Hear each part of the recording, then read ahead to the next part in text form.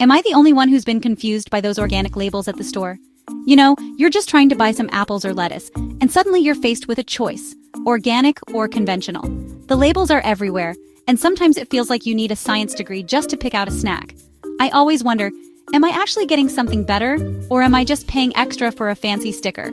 The price difference can be pretty shocking, and it makes you stop and think, is it really worth it? Let's settle this once and for all. Today we're diving deep into the world of organic versus conventional foods, so you can shop smarter and feel good about what ends up on your plate. First up, what does organic even mean? It's not just a marketing buzzword. There are real rules behind that label. Organic foods are grown without synthetic pesticides, fertilizers, or genetically modified organisms, GMOs. That means farmers use natural methods to keep their crops healthy, like compost, cover crops, and crop rotation. Think of it as farming the old-fashioned way. Lots of hands-on care, natural fertilizers, and techniques that help keep the soil rich and the environment happy.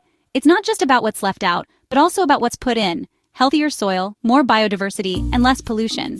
But here's the big question. Does all that extra effort actually make organic food more nutritious? Let's break it down. Some studies show that organic fruits and veggies can have a bit more antioxidants.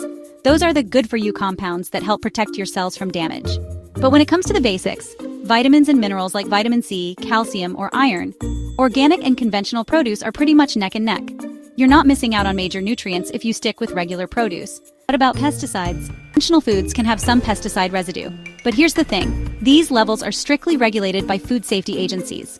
Most of the time, the residue is way below what's considered dangerous. Plus, washing your produce helps get rid of even more. And yes, organic farms can use pesticides too, but they have to be natural or non-synthetic. That means things like neem oil or certain minerals instead of lab-made chemicals. But here's a twist. Just because something is natural doesn't mean it's totally harmless. Natural pesticides can still be toxic if not used carefully. So, organic doesn't always mean risk-free. Now let's talk about the price tag. Organic foods can cost anywhere from 20 to 50% more than their conventional counterparts. That adds up fast. For some people, that extra cost is worth it for peace of mind or environmental reasons. But if you're on a budget, it's smart to pick and choose. Experts suggest going organic for produce that tends to have higher pesticide residues like strawberries, spinach, and apples.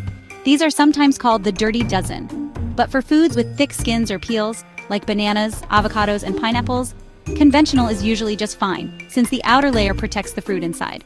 So don't stress if you can't go all organic. Mixing it up is totally okay, and you can still eat healthy without breaking the bank.